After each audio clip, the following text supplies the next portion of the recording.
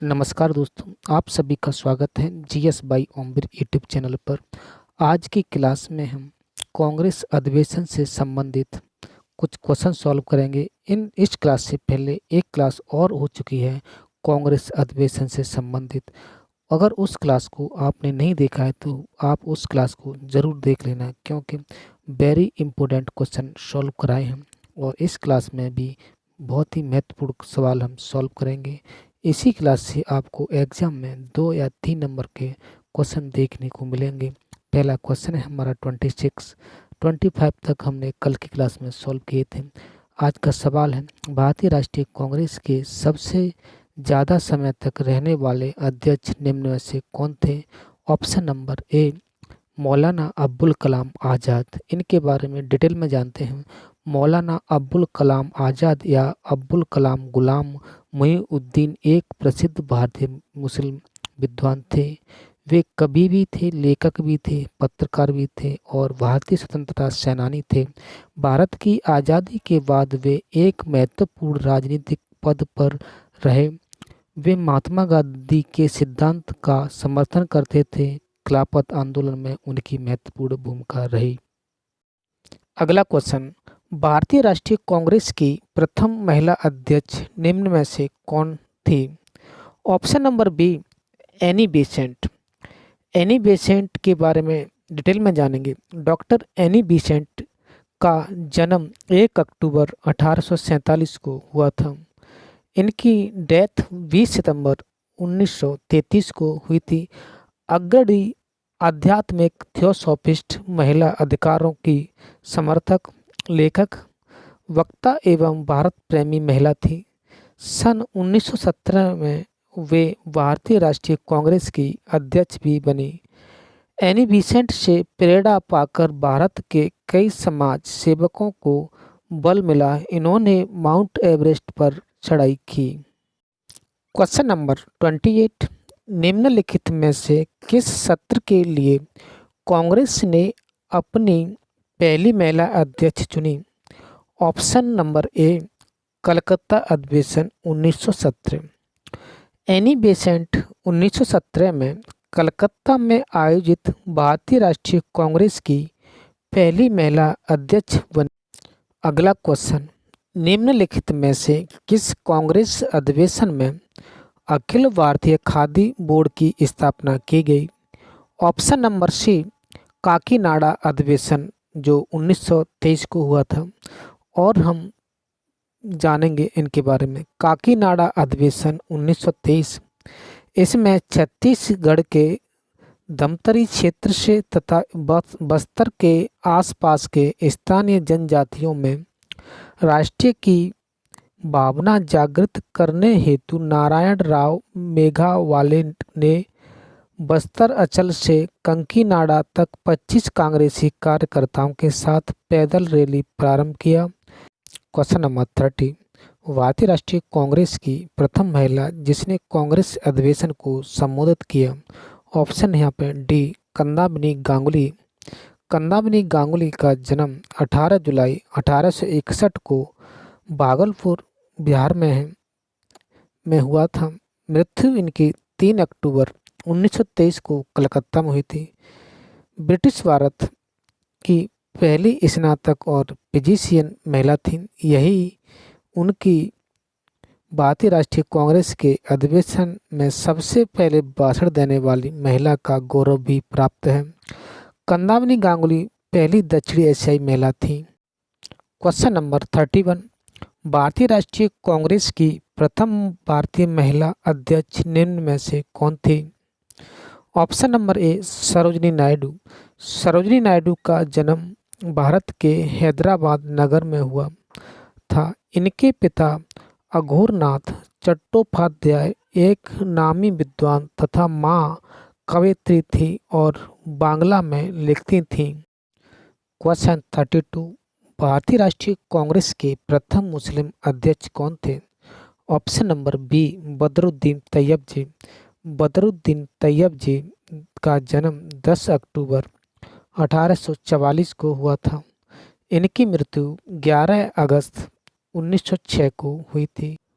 मुंबई प्रांत में एक धनी इस्लामी परिवार में हुआ था। अपनी प्रारंभिक शिक्षा प्राप्त करने के बाद कानून की शिक्षा प्राप्त करने इंग्लैंड गए और वहां से बैरिस्टर बन लौटे। उसके पश्चात मुंबई हाई कोर्ट में वकालत शुरू की। अगला क्वेश्चन, भारतीय राष्ट्रीय कांग्रेस के प्रथम अंग्रेज अध्यक्ष निम्न में से कौन थे? Option A George Yule. George Yule का जन्म 1829 में स्कॉटलैंड के स्टोन हेवन नामक स्थान पर हुआ था। इलाहाबाद में 1888 के भारतीय राष्ट्रीय कांग्रेस के चौथे अधिवेशन में इन्हें कांग्रेस का अध्यक्ष चुना गया। उमेश चंद्र बनर्जी के आग्रह पर इन्होंने अध्यक्ष पद चुना। अध्यक्ष पद पर आसीन होने के पूर्व एक कलकत्ता के प्रसिद्ध ईल कॉरपोरेशन के मालिक थे। क्वेश्चन नंबर 34, किस अधिवेशन में पूर्ण स्वराज का प्रस्ताव पारित हुआ था? ऑप्शन बी लाहौर अधिवेशन जो 1929 को हुआ था। 31 दिसंबर 1929 को भारतीय राष्ट्रीय कांग्रेस का वार्षिक अधिवेशन तत्कालीन पंजाब प्रांत की राजधानी लाहौर में हुआ। इस ऐतिहासिक अधिवेशन में कांग्रेस के पूर्ण स्वराज का घोषणा पत्र तैयार किया तथा पूर्ण स्वराज को कांग्रेस का मुख्य लक्ष्य घोषित किया। जवाहरलाल नेहरू इस अधिवेशन के अध्यक्ष चुने गए। अगला क्वेश्चन, किस अधिवेशन में गांधी इरविन पैक्ट को मंजूरी मिली तथा इसके अध्यक्ष कौन थे? ऑप्शन नंबर ए यहाँ पर सही है। कराची अधिवेशन जो 1931 को हुआ था, अध्यक्ष वल्लभ भाई पटेल। वल्लभ भाई झावेर भाई पटेल जो सरदार पटेल के नाम से लोकप्रिय थे, एक भारतीय राजनीतिक थे। इन्होंने भारत के पहले उप प्रधानमंत्री के रूप में कार्य किया है। दोस्तों, मैं इस चैनल पर जो कंटेंट आपके लिए ला रहा हूँ उसके लिए मैं बहुत मेहनत कर रहा हूँ। अगर आपको यह कंटेंट अच्छा लग रहा हो तो इन क्लासों को अपने दोस्तों में, अपने ग्रुप में या अपने रिश्तेदारों में जहाँ पढ़ने वाले स्टूडेंट हो वहाँ शेयर करो, लाइक करो, सब्सक्राइब करो और बेल आइकन है उसको इम्प्रेस ज़रूर कर लेना, क्योंकि सबसे पहले आपके पास नोटिफिकेशन पहुंच सके। अगर क्लास से संबंधित कोई समस्या है तो आप कमेंट बॉक्स में अपना कमेंट छोड़ सकते हैं। क्वेश्चन नंबर 36, भारतीय राष्ट्रीय कांग्रेस के किस अधिवेशन में उदारवादी और उग्रवादी दो भागों में कांग्रेस विभाजित हो गई थी? ऑप्शन नंबर बी सूरत अधिवेशन जो 1907 को हुआ था। 1907 के सूरत विभाजन की पृष्ठभूमि तो बंग भंग आंदोलन से ही बनना शुरू हो गई थी, किंतु तत्कालिक कारण यह था कि अत्यवादी चाहते थे कि कांग्रेस का यह अधिवेशन नागपुर में हो। बाल गंगाधर तिलक या लाल लाजपत राय इसके अध्यक्ष बने तथा इसमें स्वदेशी व बहिष्कार आंदोलन और राष्ट्रीय शिक्षा के पूर्ण समर्थन में एक प्रस्ताव पारित किया। क्वेश्चन नंबर 37, भारतीय राष्ट्रीय कांग्रेस में सबसे कम उम्र के अध्यक्ष कौन थे? ऑप्शन नंबर ए मौलाना मोहम्मद अली। मौलाना अब्दुल कलाम आज़ाद या अब्दुल कलाम गुलाम मुहिउद्दीन एक प्रसिद्ध भारतीय मुस्लिम विद्वान थे। वे कवि, लेखक, पत्रकार और भारतीय स्वतंत्रता सेनानी थे। भारत की आज़ादी के बाद वे एक महत्वपूर्ण राजनीतिक पद पर रहे। वे महात्मा गांधी के सिद्धांतों का समर्थन करते थे। अगला क्वेश्चन नंबर 38, सरोजिनी नायडू को कांग्रेस के किस अधिवेशन में अध्यक्ष चुना गया था? यहाँ पे ऑप्शन नंबर ए कानपुर अधिवेशन जो 1925 में हुआ था। 1925 के कानपुर अधिवेशन की अध्यक्षता श्रीमती सरोजिनी नायडू ने की थी।